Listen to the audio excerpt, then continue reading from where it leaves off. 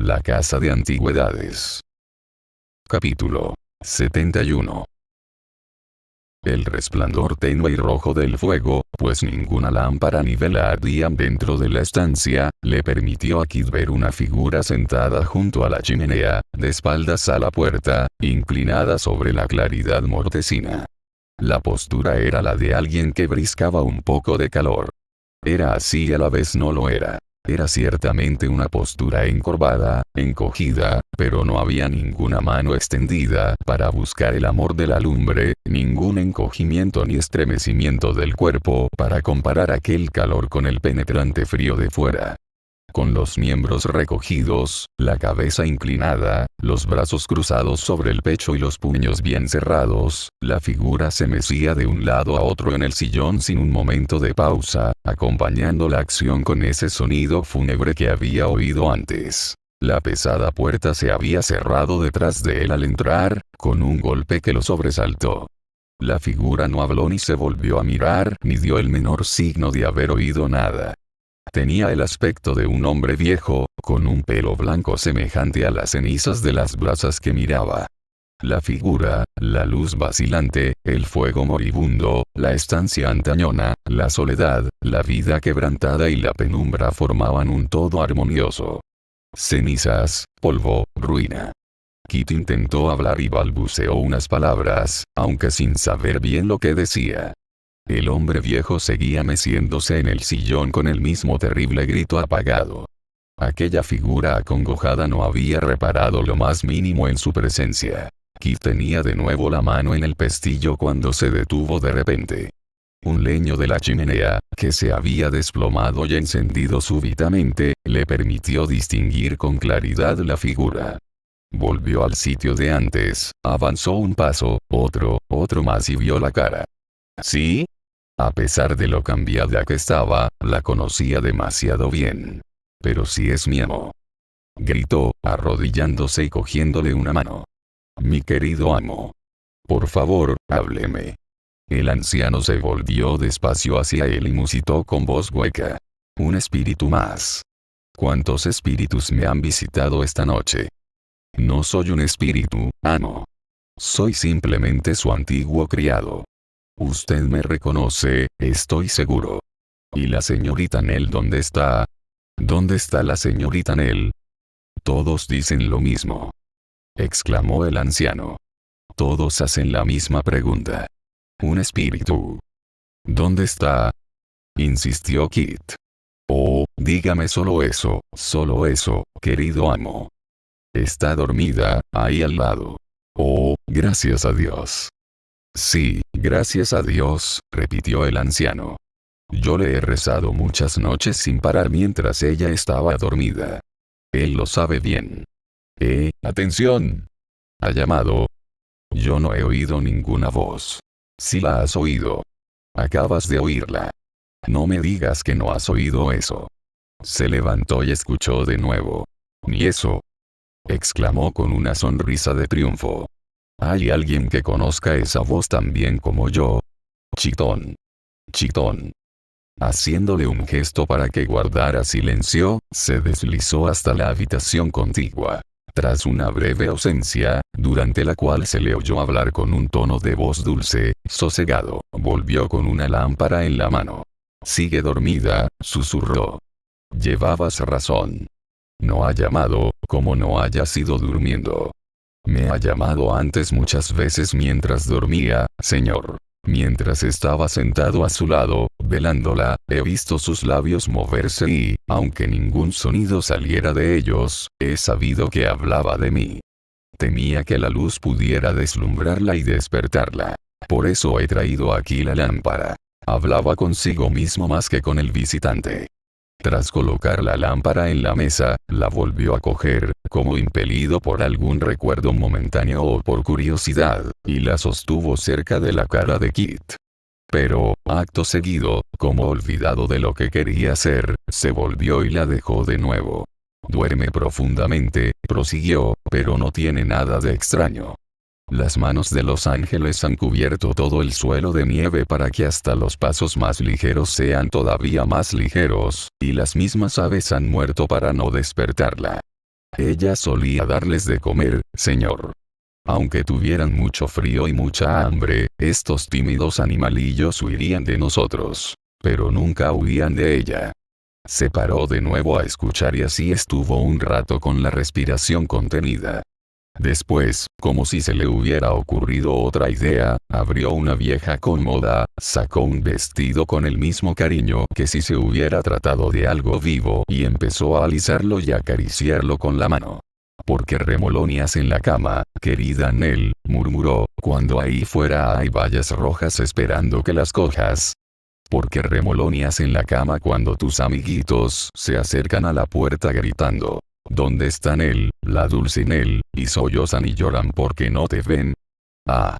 Era siempre tan amable con los niños, hasta los más desabridos la obedecían. Los trataba con una ternura especial. Kid no podía hablar. Tenía los ojos llenos de lágrimas. Su vestidito de casa, su favorito. Exclamó el anciano, apretándolo contra el pecho y acariciándolo con su mano arrugada. Lo echará de menos cuando despierte. Se lo han escondido de broma, pero lo encontrará, lo encontrará. No me gustaría que se enfadara mi niña por nada del mundo. Mira esto. Son sus zapatos. Qué gastados están. Los conserva como recuerdo de nuestro último y largo viaje. ¿Ves cómo iba medio descalza todo el tiempo? Después me dijeron que las piedras le habían hecho muchas heridas y magulladuras. Ella nunca me dijo nada. No, nada. Que Dios la bendiga. Yo he recordado después, señor, que, para que yo no viera lo mal que iba, caminaba un poco por detrás, pero cogiéndome de la mano para guiarme se los llevó a los labios y, dejándolos cuidadosamente de nuevo, siguió hablando solo, lanzando miradas anhelantes de vez en cuando hacia la habitación que acababa de visitar. Antes no estaba tanto en la cama, pero es que entonces se encontraba bien. Tengamos paciencia. Cuando vuelva a estar bien, se levantará temprano como siempre y saldrá a pasear con el frescor de la mañana. Yo a veces seguía el camino que ella había hecho, pero sus piececitos no dejaban rastro en el suelo, cubierto de rocío. ¿Quién está ahí? Cierra la puerta. Deprisa. Con lo que nos cuesta ahuyentar este frío de mármol y mantener la habitación caliente, la puerta se había abierto, en efecto, con la entrada del señor Garland y del hermano del anciano, acompañados por otras dos personas, las cuales no eran sino el maestro de escuela y el bachiller. El primero sostenía una luz. Al parecer, había ido a su casa a rellenar la lámpara de combustible en el momento de la llegada de Kit. Por eso había encontrado solo al anciano. Este se suavizó de nuevo al ver a sus dos amigos. Dejando a un lado su irritación, si se puede calificar así la agitación tan débil y tan triste con la que había hablado al abrirse la puerta, se sentó nuevamente y poco a poco volvió al balanceo de antes y al lúgubre y vago lamento. A los desconocidos no les hizo ningún caso. Los había visto, pero parecía completamente incapaz de mostrar el menor interés o curiosidad. El hermano más joven se había quedado en un segundo plano. El bachiller acercó una silla a donde estaba el anciano y se sentó a su lado. Después de un largo silencio, se arriesgó a hablar de esta manera. Otra noche sin acostarse. Lo reprendió suavemente. Esperaba que esta noche cumpliera la promesa que me hizo. ¿Por qué no va a descansar un poco? El sueño ha huido de mí, replicó el anciano. Se lo ha llevado todo ella. A ella le daría mucha pena saber que usted no duerme, repuso el bachiller. Sé que no quiere producirle ninguna pena, ¿verdad? No estoy seguro si eso sirviera para despertarla. Ella ha dormido demasiado tiempo. Y sin embargo, no llevo razón. Es un sueño bueno y feliz, ¿no? Sí, sí lo es, respondió el bachiller. Claro que lo es. Entonces, está bien. Pero ¿y el despertar? Preguntó el anciano titubeando. Será feliz también. Más feliz de lo que ninguna lengua puede decir ni corazón de hombre concebir. Vieron cómo se levantaba para acercarse de puntillas a la otra habitación, donde había vuelto a llevar la lámpara, y oyeron lo que decía en el interior de sus paredes silenciosas. Los unos miraban a los otros. Ninguna mejilla estaba libre de lágrimas. Al volver, el anciano susurró que seguía dormida aunque, creía, se había movido. Era su mano, dijo, un poco, muy poco, pero estaba seguro de que se había movido, tal vez buscando la suya. La había visto hacer lo mismo antes, incluso estando profundamente dormida. Dicho esto, se dejó caer en el sillón de nuevo, entrelazó las manos por encima de la cabeza y exhaló un grito que nunca sería olvidado. El pobre maestro de escuela le hizo señas al bachiller para que se acercara a hablarle. Entre los dos le separaron suavemente las manos con las que se aferraba su pelo gris. Probablemente me oiga a mí, opinó el maestro. O a mí o a usted, si se lo pedimos. Ella nos oiría siempre. Yo escucharé cualquier voz que a ella le hubiera gustado escuchar, exclamó el anciano. Yo amo todo lo que ella amaba. Lo sé, repuso el maestro. Estoy seguro. Piense en ella, piense en todas las penalidades y aflicciones que han pasado los dos juntos, en todas las pruebas y en todos los placeres pacíficos que han conocido juntos. Sí, no pienso en ninguna otra cosa. Me gustaría que esta noche no pensara en nada más que en cosas que le sosieguen el corazón, mi querido amigo, y lo abran a los afectos de los viejos tiempos. Es así como ella le habría hablado a usted, y es en su nombre como yo le hablo ahora. Hace bien en hablar bajito, aprobó el anciano. No la despertaremos. Me alegraría ver sus ojos otra vez para verla sonreír. Ahora he visto una sonrisa en su joven rostro, pero está fija e inmóvil. Me gustaría verla ir y venir. Pero eso será cuando el cielo quiera. Ahora no la despertaremos. No hablemos de ella dormida, sino de cómo era cuando viajaban juntos, por regiones alejadas, o cuando estaba en casa, en la vieja casa de la que huyeron juntos, de cómo era en los viejos días alegres, sugirió el maestro de escuela. Ella estaba siempre tan alegre, exclamó el anciano, mirándolo fijamente. Siempre tuvo desde el principio un no sé qué suave y sosegado, lo recuerdo bien. Tenía una naturaleza alegre. Le hemos oído decir a usted, prosiguió el maestro, que en esto y en todas sus cualidades era como su madre. Piense en su madre, recuérdela. Él mantuvo la misma mirada fija y no contestó. O incluso en otra mujer antes de ella, agregó el bachiller. Hace de eso muchos años, y la aflicción alarga la duración del tiempo, pero usted no ha olvidado aquella cuya muerte contribuyó a que esta niña le fuera tan querida, incluso antes de conocer su valía o poder leer su corazón. Intente recordar también aquellos días lejanos, los primeros años de su vida en que, a diferencia de esta bella flor, usted no pasó solo su juventud. Recuerde, por ejemplo, que hace muchos años había otro niño a quien usted quería entrañablemente siendo también niño. Recuerde que tenía un hermano, al que ha olvidado desde hace mucho tiempo, al que no ha visto desde hace mucho tiempo, que ahora, cuando usted se encuentra en estos momentos tan difíciles, ha vuelto al fin para consolarlo y reconfortarlo. Para ser para ti lo que tú fuiste para él hace tanto tiempo. Exclamó el hermano más joven, cayendo de rodillas ante él. Para devolverte su viejo afecto, hermano querido, con esmero, solicitud y amor constantes. Para ser, a tu lado, lo que él nunca dejó de ser cuando los océanos nos separaron, para dar permanente testimonio de su fidelidad invariable durante días, años enteros de desolación.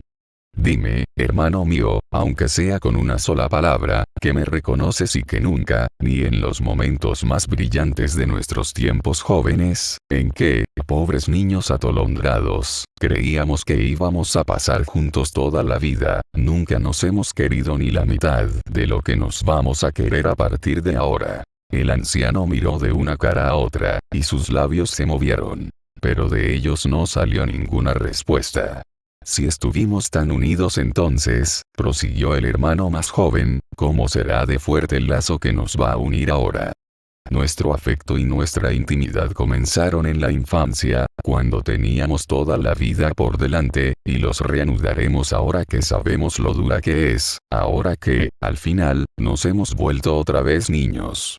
Como muchos espíritus inquietos que, tras lograr fortuna, fama o placer recorriendo el mundo, se retiran en su declive al lugar donde respiraron por primera vez, buscando en vano ser niños de nuevo antes de morir, así nosotros, menos afortunados que ellos en los primeros años de la vida, pero más felices en los momentos finales, buscaremos reposo de nuevo entre los lugares de nuestra infancia y, volviendo a casa sin haber visto realizada ninguna de las esperanzas surgidas en la vida adulta, sin nada de lo que nos llevamos más que nuestro recíproco afecto, sin salvar ningún resto del naufragio de la vida, excepto eso que nos la hizo grata al principio, volveremos a ser niños como al principio. E incluso, agregó en un tono de voz distinto, aunque ocurra lo que temo nombrar, aunque eso sea así o tenga que ser así, que el cielo no lo quiera y nos lo evite. Aún así, querido hermano, no nos separaremos y esto nos servirá de consuelo en nuestra aflicción. Poco a poco, mientras eran proferidas aquellas palabras, el anciano se había ido retirando hacia la habitación interior. Hacia ella señalaba cuando contestó con labios temblorosos. Ustedes se han conjurado para que mi corazón se aparte de ella. Pero nunca lo conseguirán, nunca, mientras yo siga con vida. Yo no tengo ningún pariente ni amigo más que ella, nunca los he tenido ni nunca los tendré. Ella es todo y lo único que tengo. Es demasiado tarde para separarnos. Haciéndoles una señal con la mano para que se fueran, e invocando suavemente el nombre de ella, entró con sigilo en la habitación. Pero ellos, que al principio se quedaron atrás, se fueron acercando cada vez más y, tras unas palabras susurradas, rotas por la emoción, lo siguieron. Se movían tan despacio que sus pasos no hicieron ningún ruido. Pero se les escaparon sollozos y gemidos de dolor y de duelo. La niña había muerto. Reposaba en su pequeño lecho. El solemne silencio reinante no podía extrañar a nadie. Había muerto. Ningún sueño más hermoso y tranquilo, más libre de toda huella de dolor, más bello. Parecía una criatura recién salida de la mano de Dios, esperando el hálito de la vida, no una criatura que había vivido y conocido la muerte. Sobre la cama había bayas de invierno y hojas verdes, recogidas de un lugar por el que a ella le gustaba pasear. Cuando muera, echad encima algo que ame la luz y tenga siempre el cielo por techo. Eso había dicho. Había muerto.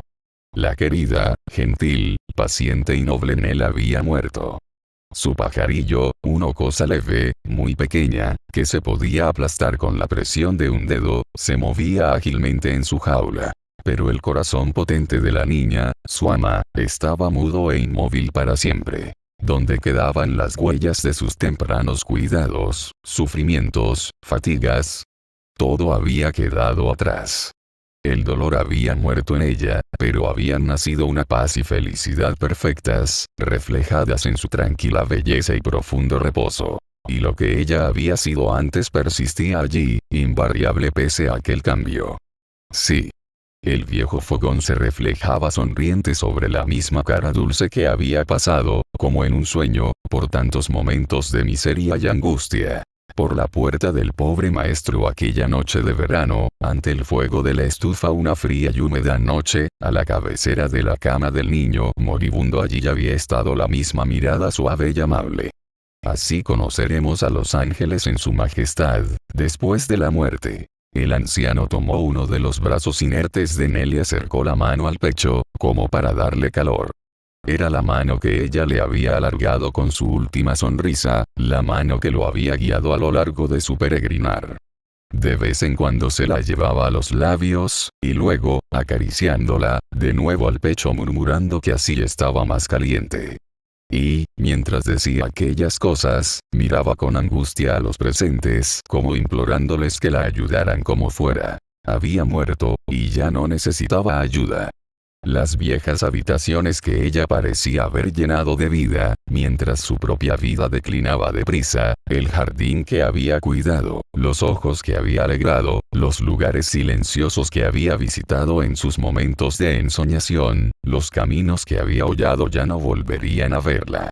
No es, dijo el maestro, inclinándose para besarla en la mejilla, con las suyas inundadas de lágrimas, no es en la tierra donde se cumple la justicia del cielo.